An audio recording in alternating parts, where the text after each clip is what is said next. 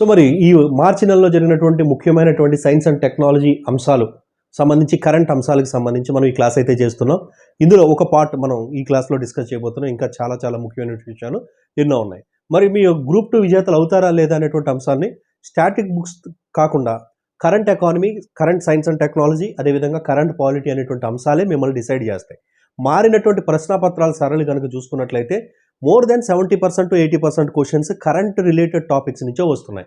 కాబట్టి మనం ఏదైతే బేసిక్ మనం కంటెంట్ చదువుతామో దాన్ని కరెంట్కి అనుసంధానం చేసుకుని చదివినప్పుడు మాత్రమే సక్సెస్ అవుతాం.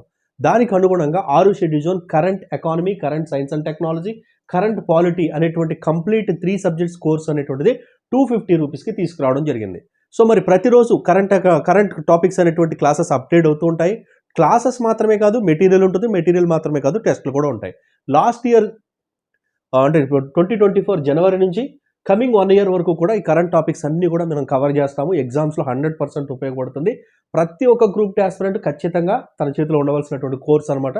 100% మీరైతే ఖచ్చితంగా బెనిఫిట్ పొందుతారు ఈ కోర్సుని తీసుకోవడం వల్ల. మరి క్లాస్లోకి అయితే మరి మార్చి నెలలో భాగంగా ముఖ్యమైనటువంటి సైన్స్ అండ్ టెక్నాలజీ అంశాలు కనుక మనం చూసినట్లయితే గగన్యాన్ ప్రోగ్రామ్ ఏదైతే ఉందో గగన్యాన్కు 4 వ్యోమగాములను సెలెక్ట్ చేసి వాళ్ళని ఖరారు చేసి వాళ్లను జాతికి పరిచయం చేశారు ప్రధానమంత్రి నరేంద్ర మోదీ. గగన్యాన్ ఏదైతే ఉందో గగన్యాన్ ఫ్యూచర్లో చేపట్టేటువంటి గగన్యాన్ పరిశోధనకు మనకు 4 వ్యోమగాములను సెలెక్ట్ చేశారు నరేంద్ర మోదీ.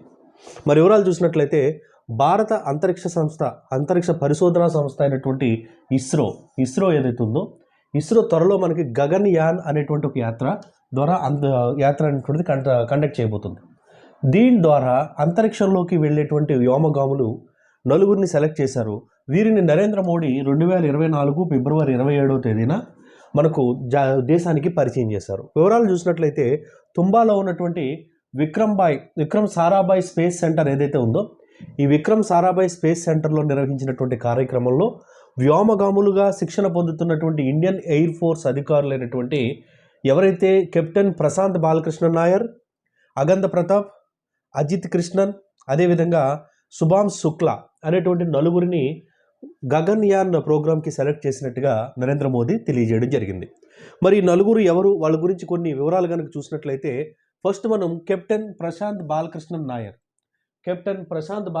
నాయర్ గారిని చూసినట్లయితే ఈయన కేరళలోని తురువేజిల్లి అనేటువంటి ప్రాంతంలో 1976 ఆగస్టు 26న జన్మించడం జరిగింది. ఎన్డీఏ నేషనల్ డిఫెన్స్ అకాడమీ ఏదైతే ఉందో అందులో ఈయన శిక్షణ తీసుకున్నారు. ఎయిర్ ఫోర్స్ అకాడమీలో స్వార్డ్ ఆఫ్ హానర్ అనేటువంటి దాన్ని అందుకున్నారు. 1998లో ఐఏఎఫ్ ఇండియన్ ఎయిర్ ఫోర్స్లో జాయిన్ అయ్యారు. SU-30 MKI, MiG-20, MiG-29, hack, Dornier, AN-32 అనేటువంటి యుద్ధ విమానాలను నడిపినటువంటి అనుభవం ఉంది. కాబట్టి ఈయన్ని మనకు ఒకరిగా సెలెక్ట్ చేయడం జరిగింది. ఇక మరొకరు చూసుకుంటే కెప్టెన్ అజిత్ కృష్ణన్, గ్రూప్ కెప్టెన్గా అజిత్ కృష్ణన్ తీసుకోవడం జరిగింది. ఈయన 1982లో అజిత్ కృష్ణన్ తమిళనాడులో జన్మించినటువంటి వ్యక్తి, తమిళనాడుకు సంబంధించినటువంటి వ్యక్తి. ఈయన ఎన్డీఏలో కూడా శిక్షణ తీసుకుని రాష్ట్రపతి మెడల్ కూడా అందుకున్నారు. ఈయన జూన్ 2003న ఐఏఎఫ్లో జాయిన్ అవ్వడం జరిగింది. SU-30 MKI, MiG-21, MiG-29, jaguar, Dornier, AN-32 అనేటువంటి విమానాలను నడిపినటువంటి అనుభవం ఈయనకుంది. మొత్తం ఈయన 2900 గంటల విమానాలను నడిపినటువంటి అనుభవం అయితే ఈయన సాధించారు. ఇక 3వ వ్యక్తి చూసుకున్నట్లయితే గ్రూప్ కెప్టెన్గా ప్రతాప్ అనేటువంటి ఆయన ఉత్తరప్రదేశ్కి సంబంధించిన ప్రయాగ్రాజ్ ప్రాంతానికి చెందినటువంటి వ్యక్తి. 1982లో పుట్టినటువంటి వ్యక్తి. ఈయన కూడా ఎన్డీఏలో శిక్షణ తీసుకున్నారు. అదేవిధంగా మరి 2004 డిసెంబర్ 18న ఐఏఎఫ్లో చేరారు. SU-30 MK, MiG-29, jaguar, hack, Dornier, అదేవిధంగా AN-332 అనేటువంటి విమానాలు నడిపినటువంటి అనుభవం ఉన్నటువంటి వ్యోమగామి. ఇక 4th వన్ వింగ్ కమాండర్గా శుక్లాని తీసుకోవడం జరిగింది. ఈ శుక్లా ఆయన మనకి 1985లో లక్నోలో జన్మించడం జరిగింది అక్టోబర్ 10న. ఈయన ఐఏఎఫ్లో ఎప్పుడు జాయిన్ అయ్యారు? 2006లో జాయిన్ అయ్యారు. ఈయన ఫైటర్ కంబాట్ లీడర్గా ఉన్నారు. టెస్ట్ పైలట్గా కూడా ఈయనకు 2000 గంటల పాటు యుద్ధ విమానాలు నడిపినటువంటి అనుభవం ఉన్నటువంటి వ్యక్తి. ఈ 4 కూడా గగన్యాన్ అనేటువంటి అంతరిక్ష యాత్ర ఏదైతే ఉందో ఆ అంతరిక్ష యాత్రకు సెలెక్ట్ చేసినట్టుగా ఈ నలుగురు వ్యోమగాములు మరి అతి త్వరలో గగనయాన్ యాత్ర చేయబోతున్నట్లుగా నరేంద్ర మోదీ మనకు ప్రకటించడం అయితే జరిగింది. మరి ఇక్కడ ఈ గగనయాన్ ఏదైతే ఉందో అసలు ఏంటి గగనయాన్ అని చూసుకున్నట్లయితే గగనయాన్ యాత్ర ఎప్పుడు జరగబోతుంది? 2025లో జరగబోతుంది. ఇందులో వ్యోమగాములు దాదాపుగా 400 కిలోమీటర్ల ఎత్తులో భూకక్షలోకి పంపిస్తారు. దాని తర్వాత 3 రోజుల తర్వాత తిరిగి భూమికి తిరిగి వస్తారు. ఈ తిరుగు ప్రయాణంలో ఆ యొక్క వ్యోమ నౌక ఏదైతే ఉందో అది సముద్ర జలాల్లో ల్యాండ్ అవుతుంది. అంటే 2025లో పంపించి 400 కిలోమీటర్ల ఎత్తులో భూకక్షలోకి ప్రవేశపెట్టి తిరిగి తీసుకొస్తారనమాట. ఈ యాత్రకు ఈ నలుగురిని సెలెక్ట్ చేయడం జరిగింది. ఇది ముఖ్యమైనటువంటి ఒక అప్డేట్గా చెప్పుకోవచ్చు. మరి దీనికి సంబంధించి నోట్ చేసి పెట్టుకోండి. అదేవిధంగా జిఎస్ఎల్వి అనేటువంటి ప్రయోగాన్ని భారత అంతరిక్ష పరిశోధనా సంస్థ అయినటువంటి ఇస్రో విజయవంతంగా ఈ ప్రయోగాన్ని నిర్వహించడం జరిగింది. మరి ఏంటిది అని చూసుకుంటే జిఎస్ఎల్వి అంటే ఏంటి? Geo synchronous launching satellite vehicle. GSLV. ఈ జిఎస్ఎల్వి యొక్క ప్రయోగం ఎన్నో ప్రయోగం అండి? జిఎస్ఎల్వి 14 అనేటువంటి ప్రయోగాన్ని విజయవంతంగా నిర్వహించడం జరిగింది. ఎక్కడ నిర్వహించారు దీన్ని? శ్రీహరికోటలోని సతీష్ ధావన్ స్పేస్ సెంటర్లో. మరి ఏ ప్రయోగ వేదిక నుంచి ప్రయోగించారు? 2వ ప్రయోగ వేదిక నుంచి. ఎప్పుడు ప్రయోగించారు? 2024 ఫిబ్రవరి 17న ప్రయోగించారు. జిఎస్ఎల్వి 14 ప్రయోగాన్ని శ్రీహరికోటలో సతీష్ ధావన్ స్పేస్ సెంటర్లో 2వ ప్రయోగ వేదిక నుంచి దీన్ని సక్సెస్ఫుల్గా ప్రయోగించడం జరిగింది. మరి దీని యొక్క ప్రత్యేకత ఏంటి? దీని యొక్క ఉపయోగాలు ఏంటి అనేటువంటిది మనం ఖచ్చితంగా తెలుసుకోవాలి. మరి ఇక్కడ చూసుకున్నట్లయితే ఈ ఉపగ్రహాన్ని ఎన్ని కేజీలు ఉంటుందండి? ఇది 2275 కిలోలు బరువు కలిగినటువంటి ఇన్సాట్ డిఎస్ సమాచార ఉపగ్రహాన్ని ఈ జిఎస్ఎల్వి భూమికి దగ్గరగా 170 కిలోమీటర్లు, భూమికి దూరంగా 36,647 కిలోమీటర్ల మధ్య కక్షలో దీన్ని ప్రవేశపెట్టడం జరిగింది. ఓకే, సో మరి దీని యొక్క ఉపయోగం ఏంటి అని చూసుకుంటే ఇన్సాట్ 3 డిఎస్ఎల్లో నింపినటువంటి 1250 కిలోల ఇంధనాన్ని దశల వారీగా మండించి భూమికి 36,000 కిలోమీటర్ల ఎత్తులో జియో ఆర్బిట్ అంటే భూమి యొక్క స్థిర కక్ష ఏదైతే ఉంటుందో దాన్ని జియో ఆర్బిట్ అంటాం. ఆ జియో ఆర్బిట్లో ఉపగ్రహాన్ని ప్రవేశపెట్టడానికి ఈ జిఎస్ఎల్విని ప్రయోగించడం జరిగింది.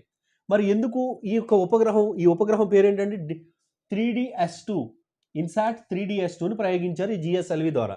మరి దీని యొక్క ఉపయోగం ఏంటి అంటే దేశంలో సమాచార వ్యవస్థ అత్యంత బలోపేతం చేయడం కోసం ఇన్సాట్ 3DS ఉపగ్రహాన్ని ప్రయోగించారు. సమాచార వ్యవస్థ ముఖ్యంగా వాతావరణ సంబంధించినటువంటి విషయాలు, డిజాస్టర్స్ విపత్తులకు సంబంధించినటువంటి విషయాలు తెలుసుకోవడానికి ఈ ఉపగ్రహం ఇంకా ఖచ్చితంగా తెలుసుకోవడానికి ఈ ఉపగ్రహం ఉపయోగపడుతుంది. దీనిపై వాతావరణంలో అంచనాలు ఏదైతే ఉంటే వాటి మీద ఇంకా స్పష్టత అనేటువంటిది వస్తుంది. మరి ఇన్సాట్ 3R ఉపగ్రహాలకు అనుసంధానంగా 3వ తరంగా అంటే ఇన్సాట్ 3R అనేటువంటి ఉపగ్రహాలను మనం ఆల్రెడీ ప్రయోగించాము. వాటికి అనుబంధంగా 3వ తరంగా ఇన్సాట్ 3DS అనేటువంటి ఉపగ్రహాన్ని మనం పంపిస్తున్నాం జిఎస్ఎల్వి ద్వారా. అంటే ఇది ఉపగ్రహము మనం చెప్పినటువంటి జిఎస్ఎల్వి ఏదైతే 14 ఉందో అది రాకెట్ లాంచింగ్ వెహికల్ అనమాట. దాన్ని ఉపయోగించి ఉపగ్రహాన్ని తీసుకెళ్లి కక్షలో ప్రవేశపెడతాము. సో ఈ ఉపగ్రహం అనేటువంటిది పనిచేస్తుంది. ఇప్పుడు దాకా ఇన్సాట్ 3 శ్రేణిలో భారతదేశం 23 ఉపగ్రహాలు ప్రయోగించారు. మరి ఈ ఇన్సాట్ 3D ఏదైతే ఉందో ఇప్పుడు మనం పంపించినటువంటిది ఏదైతే ఉందో దానికి కొనసాగింపు అని చెప్పుకోవాలి. మరి ఇందులో 6 ఛానల్ ఇమేజర్స్ ఉంటాయి, 19 స్టాండర్డ్స్ అనేవి ఉంటాయి, మెటలాజికల్ ఫెలోడ్స్ ఉంటాయి, కమ్యూనికేషన్ ఫెలోడ్స్ అని ఉంటాయి. ఇవన్నిటిని కూడా వీళ్ళు అమర్చడం వల్ల భూమి మీద మాత్రమే కాకుండా సముద్ర జలాలు, సముద్ర ఉపరితలాల మీద ఉన్నటువంటి విషయాన్ని కూడా అంటే సమాచారాన్ని కూడా ఖచ్చితంగా సేకరించి భారత మనకి అందిస్తూ ఉంటుంది. దీనివల్ల వాతావరణంలో వచ్చేటువంటి మార్పులు, అదేవిధంగా విపత్తులు ఏవైతే ఉంటాయో వాటికి సంబంధించి పర్ఫెక్ట్ మనకు సమాచారం అందించడానికి ఇది ఉపయోగపడుతుంది. ఇది 5 ఏళ్ల నుంచి 10 ఏళ్ల వరకు కూడా తన సేవలు కొనసాగిస్తుంది అని చెప్పి శాస్త్రవేత్తలు అంచనా వేయడం జరిగింది. చాలా చాలా ఇంపార్టెంట్ అండి, గుర్తుపెట్టుకోండి. లాంచింగ్ వెహికల్ ఏంటి, పంపినటువంటి శాటిలైట్ ఏంటి, ఆ శాటిలైట్కి దేనికి అనుసంధానంగా పంపించారు, దాని యొక్క ఉపయోగం ఏంటి, ఇవి ఖచ్చితంగా మీరు గుర్తుపెట్టుకోవాల్సిన అవసరం అయితే ఉంది. ఇక నెక్స్ట్ చూస్తే అగ్ని 5.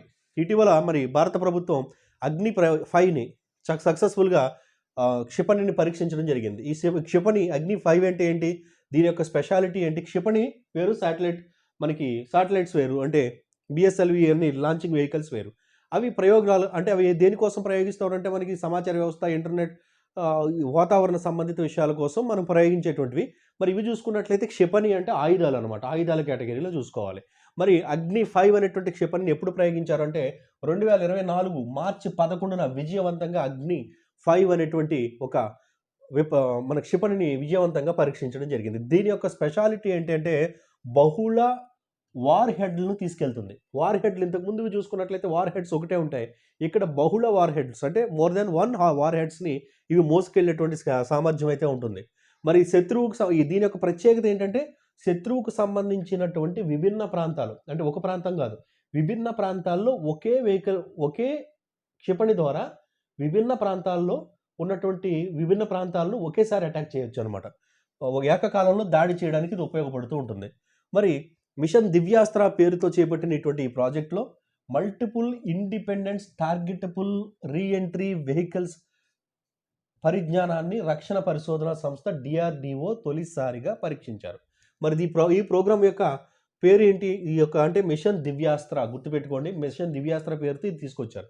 ఇక్కడ multiple independent targetable reentry vehicle అంటే మల్టిపుల్ టార్గెట్స్ని ఛేదించేటువంటి ఒకే సమయంలో ఛేదించేటువంటి సామర్థ్యంతో దీన్ని DRDO రూపొందించడం జరిగింది మొట్టమొదటిగా.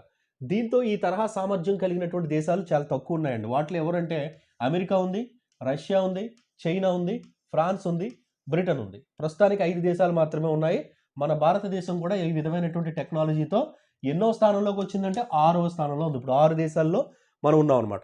పాకిస్తాన్ కూడా ఈ సాంకేతికను అందిపుచ్చుకునేటువంటి ప్రయత్నం చేస్తూ ఉంది. ఇటీవల మనకు అబాబిల్ అనేటువంటి మధ్య శ్రేణిలో దీన్ని ప్రయత్నించి చూశారు, కానీ అలా అయితే సక్సెస్ కాల. అంటే మనం 6వ స్థానంలో ఉండి 6వ దేశంగా సక్సెస్ అయ్యాం. బట్ దీన్నే పాకిస్తాన్ కూడా సాధించాలని ప్రయత్నం చేస్తుంది, బట్ సక్సెస్ అయితే కాలేదని చెప్పుకోవచ్చు. స్వదేశీ పరిజ్ఞానంతో దీన్ని రూపొందించడం అనేటువంటిది మరొక ముఖ్యమైనటువంటిది. మరి స్వదేశీ పరిజ్ఞానంతో రూపొందించినటువంటి అనేక క్షిపణులు అయితే భారతదేశంలో ఉన్నాయి. వాటిలో అత్యంత శక్తివంతమైంది ఏంటి అనేటువంటి ప్రశ్న కూడా వస్తుందండి. ఏది అంటే అగ్ని 5 అత్యంత శక్తివంతమైనది.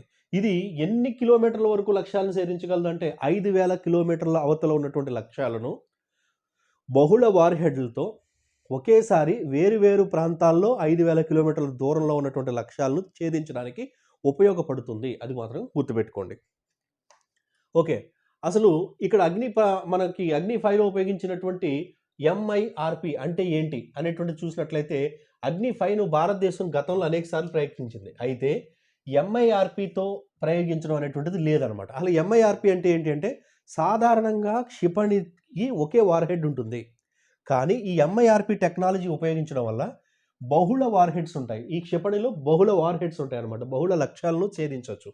ఈ లక్ష్యానికి అంటే ఒకే వార్ హెడ్ అనేటువంటి ఫస్ట్ క్షిపణి ప్రయోగించినప్పుడు అవన్నీ కూడా ఒకసారిగానే విడుదలవుతాయి. స్ట్రైట్గా వెళ్ళిన తర్వాత కొంత దూరం ప్రయాణించిన తర్వాత ఒక్కొక్క వార్ హెడ్ ఒక్కొక్క లక్ష్యానికి విడిపోయి ఆ లక్ష్యాలను చేదుకొని వాటిని ఛేదించగలుగుతాయి అనమాట. అది దీని యొక్క టెక్నాలజీ అని చెప్పేసుకోవచ్చు. దీన్నే MIRP టెక్నాలజీ అంటారు.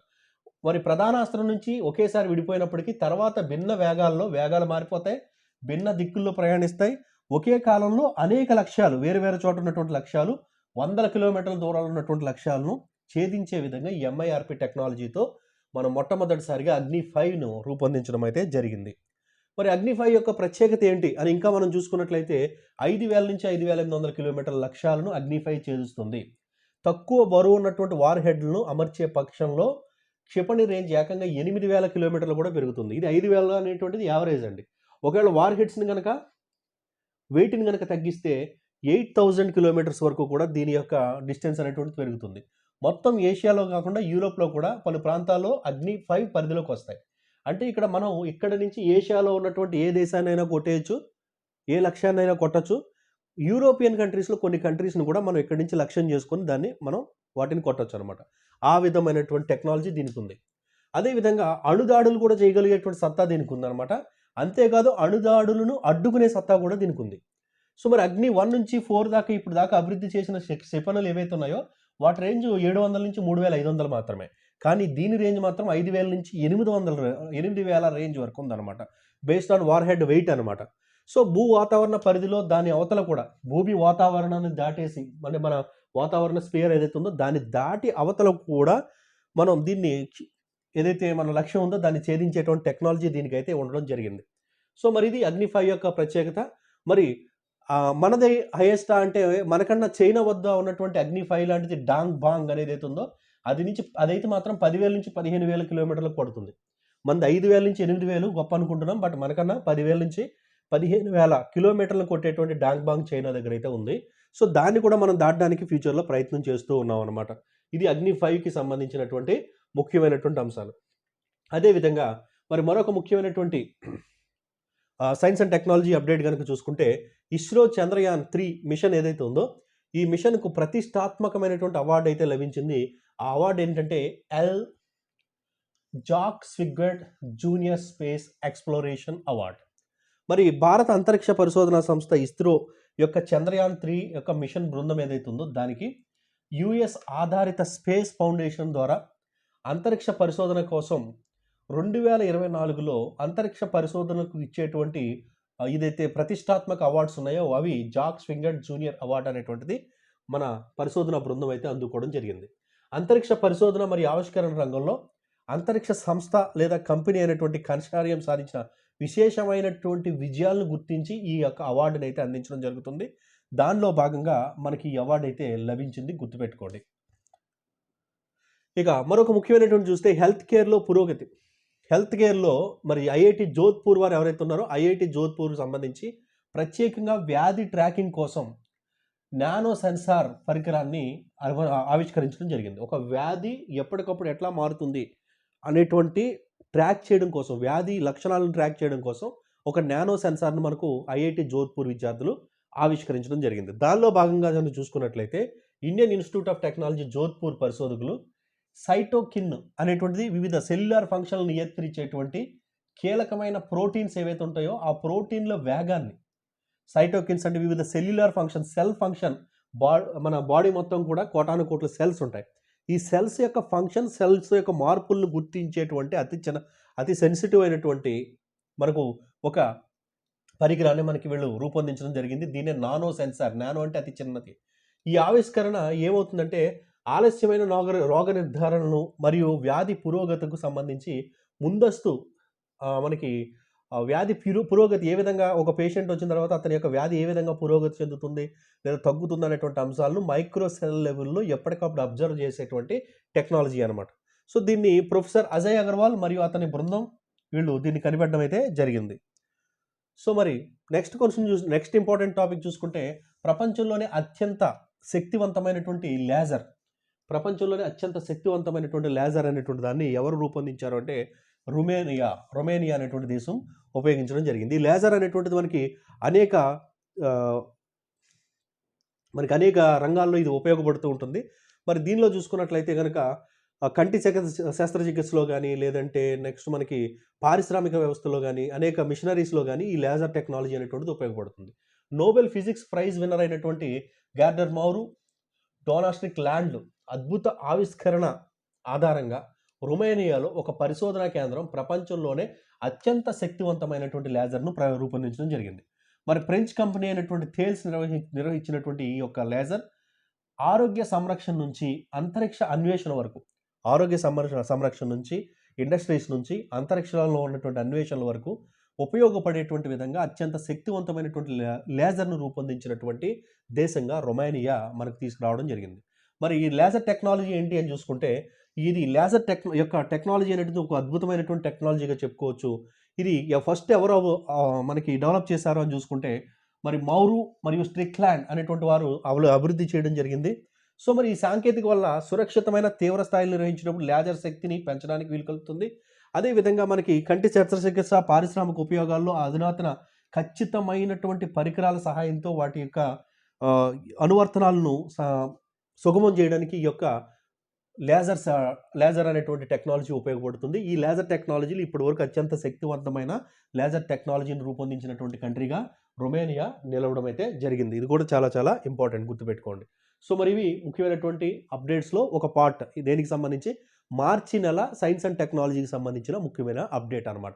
ఇవే కాదు, ఇంకా క్లాసెస్ అయితే ఉన్నాయి, ఇంకా వరుసగా వస్తూనే ఉంటాయి. అదేవిధంగా మీరు